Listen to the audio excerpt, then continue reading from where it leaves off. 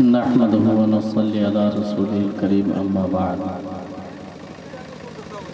فأعوذ بالله من الشيطان الرجيم بسم الله الرحمن الرحيم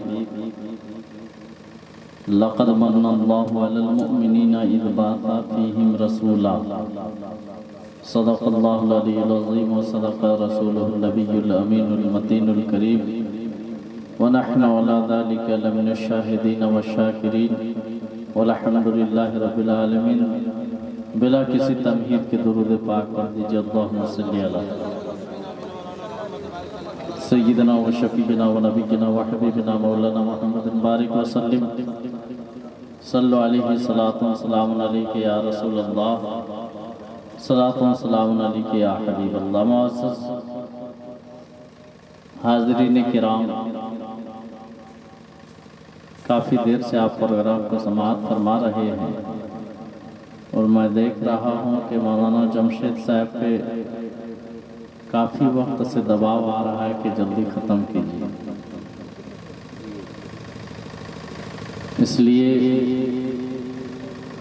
اب اگر اس پر بھی میں وقت لے لوں تو کہیں ایسا نہ ہو جائے کہ مولانا جمشید صاحب کے دوبارہ ادھر دعوت ہی دینا بند ہو جائے۔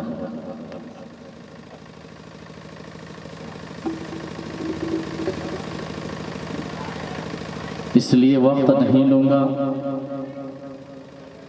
ہاں آپ کا سوچنے کا وقت ضرور لوں گا تھوڑا سا۔ آج جناب عبدالرحمن صاحب نے اپنی بیٹی کا رشتہ طے کیا تو نکاح کے موقع سے میلاد النبی کا انعقاد کیا۔ کل کسی کے یہاں میت بھی ہو جائے تب بھی میلاد النبی ہی کا انعقاد کرتے ہیں، لیکن دونوں کی نوعیت دو طرح ہے، ایک غم کی نوعیت ہے، ایک خوشی کی نوعیت ہے۔ نکاح خوشی کی نوعیت ہے اور غم یہ موت یہ غم کی نوعیت ہے۔ کسی کے یہاں نیا گھر بن جائے تب بھی میلاد شریف کرتے ہیں، کسی کے یہاں بیٹا پیدا ہو جائے تب بھی میلاد شریف کرتے ہیں۔ ادھر ہے نا رواج، بیٹا پیدا ہوتا ہے، بچہ پیدا ہوتا ہے، گھر میلاد آپ لوگ کرتے ہیں یا نہیں؟ نیا گھر بناتا ہے میلاد کرتے ہیں؟ کرتے ہیں، لیکن جہاں تک مجھ کو معلوم تھا کہ ایک چیز کی نوعیت ایک ہی کے ساتھ ہوتی ہے۔ مثال کے طور پر ابھی تو نہیں بتا سکتے ہیں، اس لیے کہ ہم ادھر کی شادیوں میں ادھر کے نکاح میں پہلی مرتبہ ادھر ڈی جے وجے چلتا ہے، انہیں پتا نہیں، اللہ کرے بند ہو جائے۔ جی تو نکاح کے موقع سے لوگ ڈی جے کر دیتے ہیں، بھلو علماء کی کاوش سے بند ہو جائے، ان کی محنت سے بند ہو جائے تو اللہ کا شکر ہے، لیکن آپ نے موقع ملے گا تو بجا لیں گے۔ کیا سراج بھائی، موقع ملے گا تو بجا لیں گے لوگ نا؟ جی اب آئیے، اگر کسی کے گھر میں کوئی جنازہ رکھا ہوا ہو، کسی کا باپ انتقال کر جائے، ایسے وقت اگر ڈی جے بجا دیں گے تو اس کا اثر کیا پڑے گا؟ کسی کے گھر میں جنازہ رکھا ہو اور اگر اس وقت اپنے گھر میں ڈی جے بجا دیں تو اس کا اثر کیا ہوگا؟ دو بات آئے گی، یا تو لوگ کہیں گے کہ یہ شخص پاگل ہے، دوسری بات یہ آئے گی کہ باپ سر پہ بوجھ تھا جو جیسے ہی گزرا ڈی جے بجانا شروع کر دیا ہے، خوشی منا رہا ہے۔ دونوں بات میں سے ایک بات آئے گی، لیکن کبھی آپ نے سوچا کہ میلاد کو ہم ہر طرف کیوں کرتے ہیں؟ خوشی بھی ہو تب بھی میلاد اور غم ہو تب بھی میلاد، دونوں نوعیت کے ساتھ یہ میلاد کیوں ہے؟ کبھی آپ نے اس پہ غور کیا؟ اچھا میلاد ہی منانا تھا تو ہم اور نبیوں کی میلاد کیوں نہیں منائے؟ حضرت آدم علیہ السلام کی میلاد مناتے جو ہمارے باپ ہیں، ان کی نسل سے ہم ہیں، ان کی میلاد کبھی نہیں منائے۔ اگر رسول ہی کی میلاد منانا تھا تو مولانا جمشید صاحب سے پوچھ لیتے کہ حضرت سب سے پہلا رسول کون ہے، یہ بتا دیتے کہ حضرت نوح علیہ السلام ہے تو ان کی میلاد لیکن ان کی بھی میلاد نہیں منا رہے ہیں، حضرت آدم علیہ السلام کی میلاد بھی نہیں منا رہے ہیں، میلاد منا رہے ہیں تو محمد رسول اللہ کی میلاد کا منا رہے ہیں۔ ایسا کیوں؟ ایسا کیوں ہے؟ کبھی آپ نے غور کیا؟ اس کا جواب میں نے بتاؤں گا، میں پہلے بول چکا ہوں، صرف آپ کو غور کرنے کا ٹائم ہے، آپ لوگوں کو حل کرنا ہے ایسا کیوں ہوتا ہے۔ درود پاک پڑھ لیجیے، اللہم صلی علی سیدنا و شفیعنا مولانا محمد بارک وسلم، صلو علیہ صلاۃ و سلام علیک یا رسول اللہ، صلاۃ و سلام علیک یا حبیب اللہ۔ ایسا کیوں ہے؟ سنیں گے کیا؟ اس کا جواب سنیں گے کیا؟ تو وقت دینا پڑے گا، بعد میں مولانا جمشید صاحب پہ ڈنڈا لے کے مت دوڑیے گا، پہلے بول دے رہے ہیں۔ اگر سنیے گا تو بعد میں مولانا جمشید پر یہ آروپ نہیں آنا چاہیے کہ حضرت آپ سے بہت دیر کروا نہیں، ان پہ دوڑیں گے تب جواب سناؤں گا۔ عقیدت سے بہت ایک مرتبہ اور درود پاک پڑھے، اللہم صلی علی سیدنا و شفیعنا و نبینا و حبیبنا مولانا محمد بارک وسلم۔ ابھی نبی کی پیدائش کے تعلق سے ایک شعر آیا، مولانا صاحب مصباحی صاحب ہیں، اسی شعر کو سننے کے بعد میرے ذہن میں یہ موضوع بن گیا۔ ایک شعر انہوں نے پڑھا اور اس کے بعد میرے ذہن میں ایک موضوع آ گیا میلاد النبی کے بارے میں کہ آج شادی کی میلاد۔ آپ کے نوالے میں بچے پیدا ہوتے ہیں یا نہیں؟ بچے پیدا ہوتے ہیں سراج بھائی کہ بھی کئی لڑکے ہیں، کچھ لڑکے بڑے بھی ہو چکے ہیں جو کام کرتے ہیں۔ اچھا یہ بتائیے، جب بچے پیدا ہو رہے تھے تو آپ کو پریشانی ہو رہی تھی کیا؟ کہیں دوڑنے کی ضرورت پڑتی تھی کیا؟ ارے کئی ڈاکٹر کے ہاں دوڑنے کی ضرورت پڑی تھی کیا؟ کبھی دائیا کا انتظام کرنے کی ضرورت پڑی تھی کیا؟ کبھی روشنی کی ضرورت پڑی تھی کیا؟ کبھی اور کسی چیز کو انتظام کرنا پڑا تھا کیا؟ آج نواڈی میں اکثر گھر میں بچے پیدا ہوئے، ہر گھر میں لوگ محتاج بن کر پیدا ہوتے، ہر گھر میں لوگ محتاج۔ میں تقریر نہیں کر رہا ہوں بلکہ آپ کو سمجھانے کی کوشش کر رہا ہوں، میری تقریر کا یہ انداز نہیں، آپ پہلے بھی سن چکے ہیں، آپ کو سمجھانے کی کوشش کر رہا ہوں۔ ہمارے بچے پیدا ہوتے ہیں محتاج بن کے پیدا ہوتے ہیں، اگر گھر میں لائٹ نہ ہو تو ایمرجنسی لے کے دوڑنا پڑتا ہے، اگر وہ بھی نہ ہو تو جلدی سے موم بتی منگا لیتے ہیں۔ آج سے 10 سال 20 سال پیچھے پلٹتے ہیں تو ڈبیا اور چراغ لے کے دوڑتے تھے، کیوں بھئی؟ بچے کی پیدائش ہو رہی ہے۔ بچہ پیدا ہونے کے بعد اپنی زندگی کا ثبوت دیتا تھا، کس طرح سے رو کے دیتا تھا۔ اگر وہ رو جائے تو پورا گھر والا ہنسنے لگتا تھا، اور وہ اگر خاموش ہو جائے تو گھر والا رونے لگتا تھا کہ بچہ مردہ پیدا ہوتا ہے۔ بڑی عجب بات تھی، پیدا ہونے والا رو جائے تو لوگ ہنستے تھے۔ اب آگے پلٹ کر چلیے، آج سے 1400 سال پہلے مکے کی دھرتی پر آمینہ کے لال نے جنم لیا۔ جنم نہیں لیا بلکہ آپ تشریف لائے، آپ پیدا پہلے ہی ہو چکے تھے، تشریف لائے۔ آج سے 1400 سال پہلے کے وقت کو الٹ کر دیکھیے، اس تاریخ کو دہرائیے۔ آج سے 25-30 سال پہلے جب بوڑھے مولوی لوگ کتاب دیکھ کے میلاد کرتے تھے تو اس میں ایک حضرت آمینہ کی روایت کو پڑھتے تھے اور لوگوں کو ذہن دیتے تھے کہ حضرت آمینہ فرماتی ہیں جب پیدائش کا وقت قریب ہوا تو میں نے دیکھا زمین و آسمان کے درمیان ایک چادر لٹک گئی جس میں فلاں فلاں عورتیں تشریف لائیں۔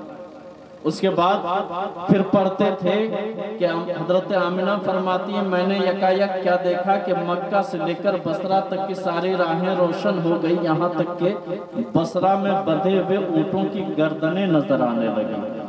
میں پوچھنا چاہتا ہوں لوگوں، نبی پیدا ہوئے تو مکے میں پیدا ہوئے اور بصرہ تک روشنی جا کے پھیل گئی، بصرہ میں بندھے ہوئے اونٹوں کی گردنیں نظر آنے لگی، نواڈی میں کوئی بچہ پیدا ہو تو دردہ ہی نہ نظر آئے، نواڈی میں کوئی بچہ پیدا ہو تو یہ بریاڈی نہ نظر آئے، کھڑتھمبا نہ نظر آئے۔ اگر یہ بچہ بڑا ہو کے کہہ دے کہ نبی ہماری طرح ہیں تو میں سمجھوں گا اسے بڑا پاگل تلاشنے سے نہیں ملے گا۔ ارے وہ نبی جب پیدا ہو رہے تھے تو دنیا کی روشنی کا محتاج بن کر نہیں بلکہ دنیا کو روشنی سے نواز کر پیدا ہوئے تھے۔ ہم پیدا ہوتے ہیں تو روشنی کا محتاج بن کر۔ ذرا سا ذہن کو قریب کیجئے، جب نبی پیدا ہوئے تو انہوں نے بھی اپنی زندگی کا ثبوت دیا، لیکن ثبوت دینے کا طریقہ الگ تھا، انداز الگ تھا۔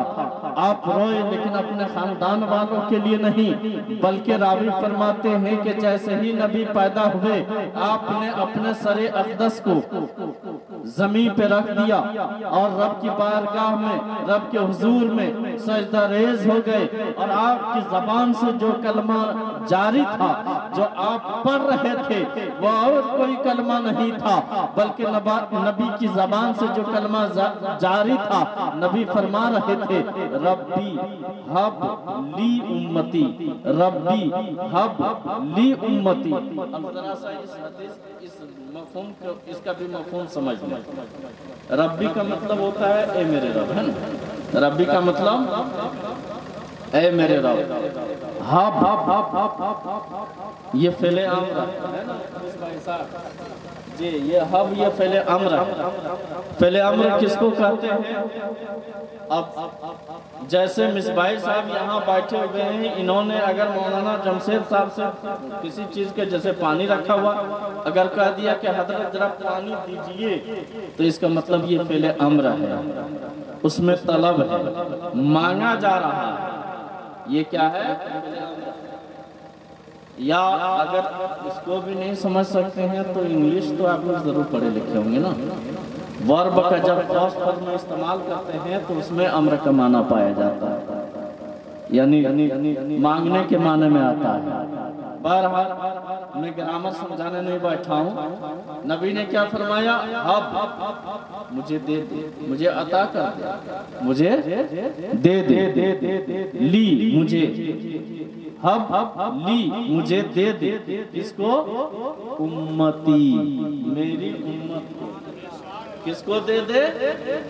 میری امت کو۔ اب اگر بریلی کی دھرتی سے بیٹھ کر اعلیٰ حضرت فرما دے میں تو مالک ہی کہوں گا کہ ہو مالک کے حبیب، یا رسول اللہ میں تو مالک ہی کہوں گا کہ ہو مالک کے حبیب، یعنی محبوب محب میں نہیں میرا تیرا، تو یہ کون سی بڑی بات ہے؟ اور کیسے؟ آپ ایک چیز فیصلہ کیجئے اپنے ذہن میں، فیصلہ ہم نہیں کریں گے، آپ کو کرنا ہے۔ ایک مومن بندہ، ایک اللہ والے جب دعا کرتے ہیں تو وہ دعا قبول ہوتی ہے، ہوتی یا نہیں ہوتی ہے؟ اب جو تمام نبیوں کے نبی، جو تمام مومنوں کے ایمان، جو تمام مسلمانوں کے اسلام، محمد رسول اللہ صلی اللہ علیہ وسلم، اگر وہ رب کی بارگاہ میں دعا کریں گے تو دعا قبول ہوگی یا رد؟ قبول ہوگی نا؟ جب قبول ہوگی تو سمجھنے کی کوشش کیجئے آپ نے کیا دعا کیا؟ ربی حب لی امتی، میرے رب مجھے میری امت کو مجھے دے دے، مجھے ہبا کر دے، مجھے عطا کر دے، تو یہ دعا قبول ہوگی نہ رد ہوگی؟ نبی ہی کی تو دعا تھی، یہ دعا قبول ہوگی یا رد ہوگی؟ قبول ہوگی نا؟ چلیے ابھی ایک مہینہ پہلے ایک تاریخ گزری ہے، اس سے پہلے جو مہینہ تھا اس کو یہیں رہنے دیجیے، اس سے پہلے ایک مہینہ تھا جس کو ہم رجب المرجب کہتے ہیں، اور اس میں ایک تاریخ گزری ہے جس کو ہم 27ویں کی تاریخ کہتے ہیں، جس میں نبی کی معراج ہوئی۔ جس میں کیا ہوگی؟ نبی کی معراج ہوئی۔ اچھا، لفظ معراج کو مولانا جمشید صاحب سے آپ پوچھ لیں گے صبح، ان سے بڑھیا سے تحقیق کر لیجئے گا، لیکن جو مجھ کو معلوم ہے تھوڑا سا بتا دیتے ہیں، یہ لوگ ہم سے بہتر جاننے والے ہیں اس لیے ضرور پوچھیں گے۔ معراج یہ عروج سے بنا ہے، عروج کا معنی ہے بلندی، عروج کا معنی کیا ہے؟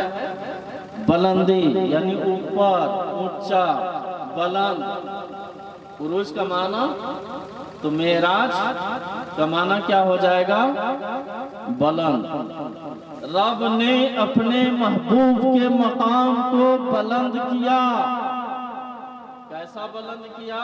تمام نبیوں کی معراج ہوئی لیکن زمین پر ہوئی، اور اپنے مصطفیٰ کو کہاں بنایا؟ لا مقام. اچھا ابھی حافظ صاحب ایک شعر آپ پڑھ رہے تھے، ایک شعر آپ پڑھ رہے تھے، پتہ نہیں وہ کس کا شعر ہے. نہیں، اس سے پہلے وہ لفظ تھا اس میں جو قابل اصلاح ہے. مصباح صاحب اس میں آپ غور کیے تھے؟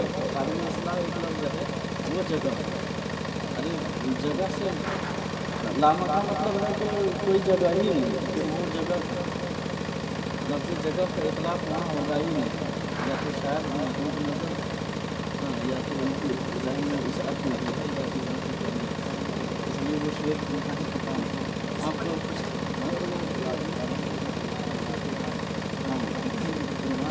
جگہ آیا جی. چونکہ لا مقام کا مطلب ہوتا ہے کہ کوئی جگہ ہی نہیں جی. بہرحال درود پاک پڑھنا. اللہم صلی علی سیدنا و شفیعنا و نبینا و حبیبنا مولانا محمد بارک وسلم. صلو علیہ صلاۃ و سلام علیک یا رسول اللہ، صلاۃ و سلام علیک یا حبیب اللہ. میرے دوستوں اور میرے بزرگوں، کیا فرما رہے تھے کہ عروج کا معنی بلندی ہے، اور نبی کی معراج ہوئی. اب نبی کی معراج ہوئی تو کس حالت میں ہوئی؟ اب ذرا سا سوچئے.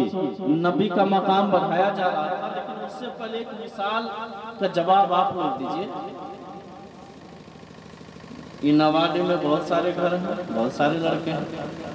بہت بڑی بات نہیں کرتے ہیں. نواڈی میں کوئی لڑکا اگر انسپیکٹر بن جائے ہے نا، یا تھانہ پربھاری بن جائے، اس سے بھی چھوٹا تھانہ پربھاری بن جائے، اور ان کا باپ اگر سراج بھائی کی طرح کرتا اور لنگی پہننے والا ہو، جیسے سراج بھائی ابھی بھی جن سے پہنتے کو چلتے ہیں، یہ میں بول دیا ابھی دیکھ کے سامنے. لیکن اب آپ کو احتیاط کرنا چاہیے ہے نا. اب کرتا اور پاجامہ پہننا چاہیے، چونکہ آپ معمر ہو چکے ہیں. بھلو آپ کے دل تسلیم کرے نہ کرے وہ الگ بات ہے. درود پاک پڑھ دیجئے. اللہم صلی علی سیدنا و شفیعنا و نبینا و حبیبنا مولانا محمد بارک وسلم.